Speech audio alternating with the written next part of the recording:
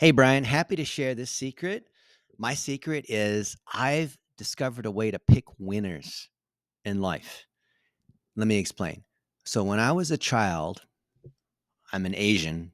I'm good at math, and I competed in math contests, and I found that I could travel the world and win. I was fifth in the nation in math counts. I had a perfect math for the SAT. But let me tell you that I found it works in all aspects of life. I'll give you an example. Like my friend Anthony Hilb, he's a landscaper and he grew his business to $5 million. And then he started applying what I teach with Dollar a Day, which is just digital marketing, which is feed the things that are working best. So, for example, pictures and videos of him and his crew cutting down trees and mowing lawns and doing estimates and buying equipment and handing out paychecks on Friday. Like literally put that out there, put it out there on Google, on YouTube, on Instagram, ran ads against it, against the best performing posts, right? Which is math. Find the ones that do the best and keep putting more money against it.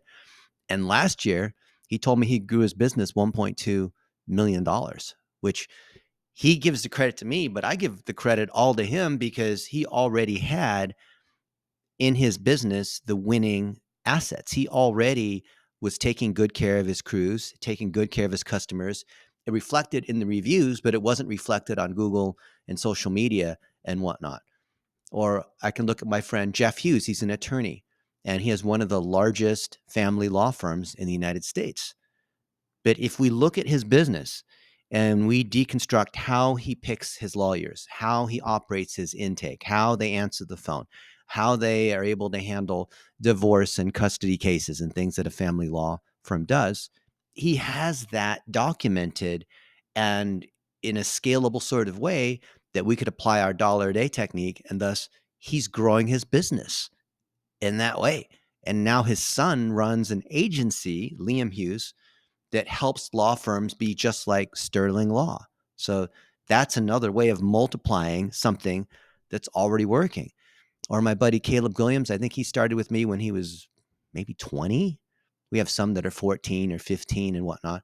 He was a nobody, but I knew that he had talent.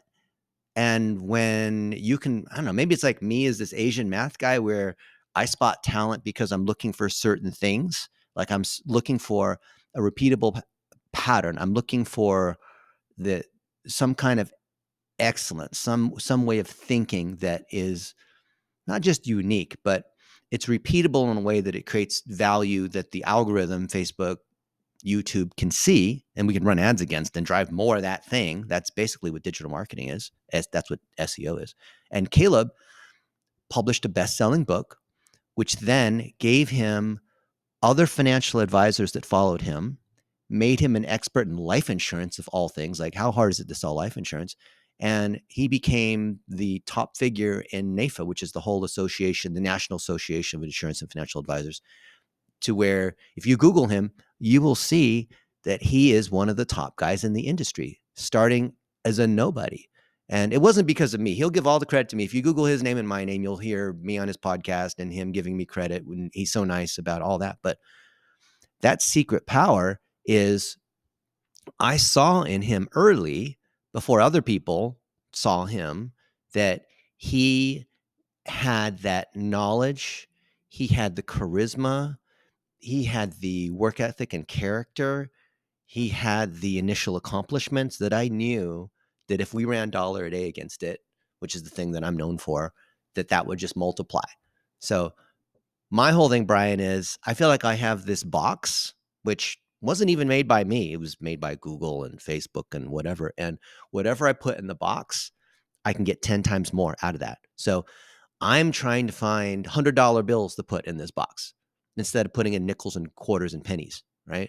And so me as a math guy, I would have never thought that all those years of doing math would lend itself towards doing this internet, social media, content creator, influencer thing where you find someone, who's that guy who does the singing shows? The Simon Cowell, right? And he's known for being sort of a jerk, but he also identifies talent. I feel like my superpower is kind of like that, but where instead of like saying, "Oh, this person's going to be a great singer because I can spot talent," that's not what I'm saying. I'm saying because of measurable components, because of how their content performs, not whether I like it or not, but I can see the average watch time. I can see the cost per click. I can see the email opt-in rate. I can see, the feedback. Like I'm looking at those signals. And if those signals look good, which is rare, then I want to work with that person because I know it's almost like a sure thing. It's like a superpower because it's like being able to, I don't know, win the lottery in advance because you already know kind of what, you don't know exactly who the winners are, but like generally what the range is going to be. So you just overinvest in those ones that are more likely to win. And I think most people are so, I don't know, subjective, or they don't realize there's math, or they have their own hidden biases.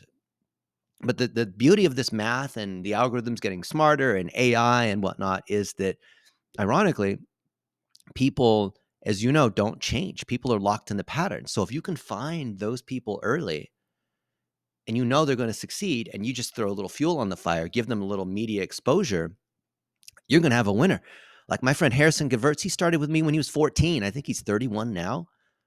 And now look where this guy is, right?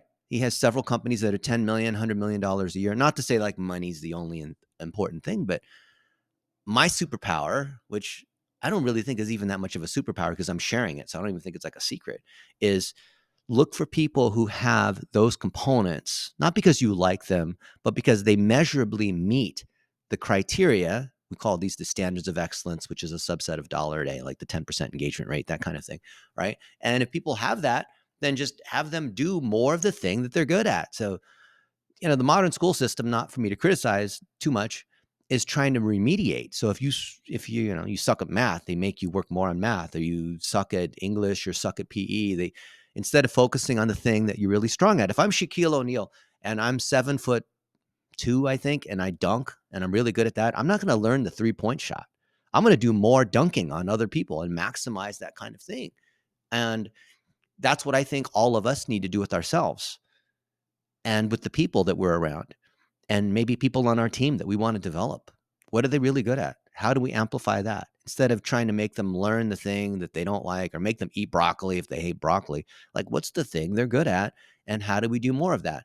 And when you apply that systematically, like I do, and feed those items into Google and Facebook and LinkedIn and OpenAI and whatever your favorite tools are, then the result is magic. It means your ability to determine which things are slightly better than the others creates this big magnifying effect.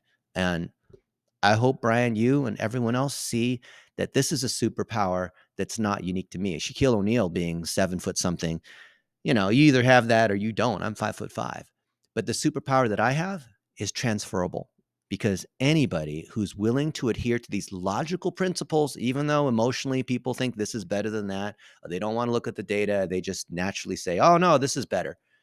They're not going to be able to avail themselves of this superpower. But if you take it from a math guy who's done this thousands and thousands of times, seen lots of entrepreneurs like an Anthony Hilb, like a Jeff Hughes, like his son Liam, like Harrison, like Caleb Williams, like all these other people, thousands of people that I've been able to see, and you realize there's a pattern, then I hope you take advantage of that. And I'd love to hear, what do you guys think?